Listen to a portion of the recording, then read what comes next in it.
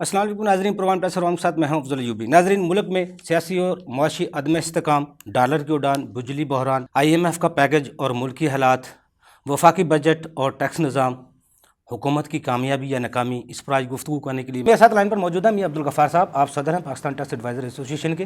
मियां अब्दुल गफ़ार साहब, वफाकी बजट को आप किस तरह देखते हैं? दूसरा ये बताइएगा, कौन कौन से ऐसे टैक्सेस लगाए गए हैं जो कौमी के लिए नुकसानदेह साबित हो सकते हैं? मेरी नज़र में जो मौजूदा बजट है ये हुकूमत का गंदा है। ये जिसे कहते हैं ना कि जस्ट लाइक ये होम्योपैथिक है। इसके जो कॉन्सिक्वेंसेस हैं वो बाद में टैक्स पेयर को और आवाम को पता चलेगा। मेरी नज़र में हुकूमत को जो मेन स्टेप लेने चाहिए थे वो ये थे कि टैक्स पेयर को ज़्यादा से ज़्यादा फैसिलिटेट करना चाहिए था। उसमें जो जो एक्चुअल पेट्रोल की कीमत है उसमें जो रिलीफ है वो भी जितना मैक्सिमम हो वो दें। इलेक्ट्रिसिटी के जो इन्होंने रेट को बढ़ाया है वो भी बिल्कुल अनजस्टिफाइड है। इससे तमाम अवाम टैक्स पेयर वो बहुत परेशान है।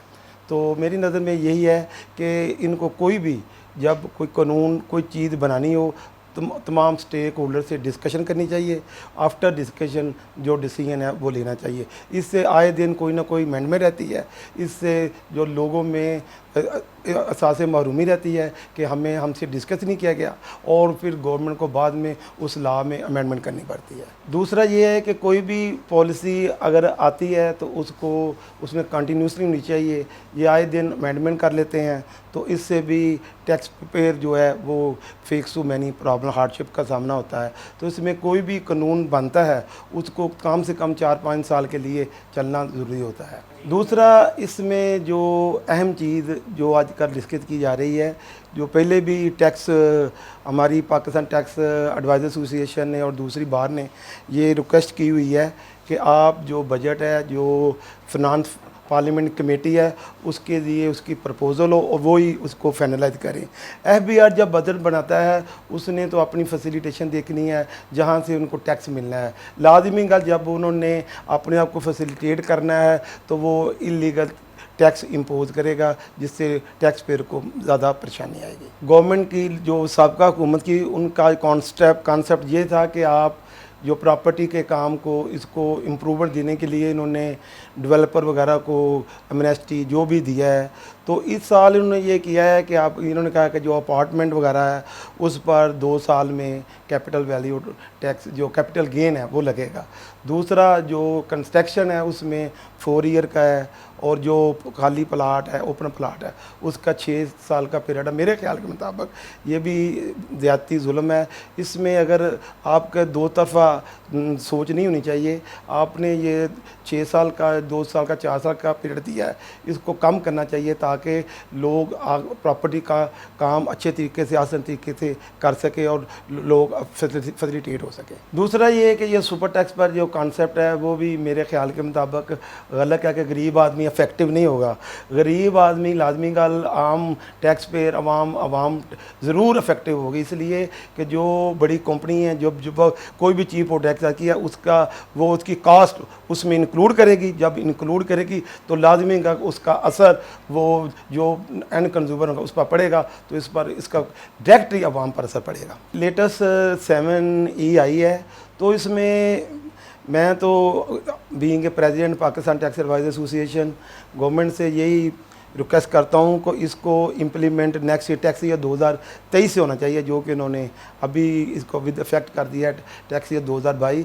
ये भी बिल्कुल ही अनजस्टिफाइड है। इसमें जो टैक्स पेयर है और जो वकला है लाजमी गल है बात है वो जाएंगे हाई कोर्ट वगैरह में जाएंगे तो इसमें ये स्ट्राइक डाउन होने का इसमें भी अंदेशा है। तो इसमें सबसे पहले देखें, एक तरफ तो आप कह रहे हैं कि हम लोगों को फैसिलिटेट कर रहे हैं, अमीर आदमी पर टैक्स ये लगा है, ये अमीरों को नहीं लगा, इसका इम्पैक्ट तो नीचे अवाम की तरफ ज़रूर जाएगा। दूसरा ये है कि ये आपने अगर कोई टैक्स लगाना है तो इसको ग्रेजुअली लगाएँ। आपने ये इसके टैक्स रेट रेट जो उसका मैकेनिज़्म सिस्टम बनाया है, मेरे ख्याल में वो कामयाब नहीं होगा। तो इसकी तरफ भी FBR को रिव्यू करना चाहिए। इंतहाई जो बड़ी डेंजरस चीज़ जो सामने आ रही है, जैसा कि पहले जो ताजर बरादरी कारोबारी तबका था तो वो मुल्क की हालात देखकर बांग्लादेश वगैरह जाता था कि हम बिज़नेस वगैरह उधर करते हैं। अब भी लोग सोच रहे हैं कि यहाँ इतने टैक्स इम्पोज़ किए गए हैं तो हम कैसे चलेंगे, क्योंकि ये हम ये चाहते हैं कि हम कहीं तरीके से किसी दूसरे कंट्री में अपना जो बिज़नेस है उसको इस्टेब्लिश कर लें। दूसरी जो अहम चीज़ ये है कि अब जो लोग लॉ से जो दरमियानी रास्ते से बचना चाहते हैं, इसमें जो नॉन रेजिडेंट है उसको एडवांटेज है कि उसको there is no need to file wealth statement, उसको वेल्थ स्टेटमेंट देने की ना ज़रूरत है, ना उसके एसेट पर टैक्स इम्पोज होता है। इसलिए तुम कुछ ताजरों ने अब ये सोचने पर मजबूर हो गए हैं कि हम क्यों ना कि हम नॉन रेजिडेंट हो जाएं और हमें टैक्स ना देना पड़े। अगर टैक्स ना देना पड़ेगा इससे भी रेवेन्यू को हम लॉस होगा और हमारा टारगेट पूरा नहीं होगा। इसकी तरफ भी गवर्नमेंट को चाहिए कि जो टैक्स ब्रॉडिंग करे और जो मैक्सिमम जो लोग टैक्स उनसे टैक्स लिया जाए, जो टैक्स देते हैं उन पर मेहरबानी की जाए, उनको ज़रा बहुत सहूलतें दी जाए। मियां अब्दुल गफ्फार साहब, ये बताइएगा जो हुकूमती टैक्स टारगेट हैं वो किस तरह पूरे होंगे? हुकूमत को और FBR को क्या हिकमत अमली अपनानी चाहिए? जो POS का सिस्टम है इसमें आप पॉइंट ऑफ सेल है, इसमें आप बेहतरी लगाएं।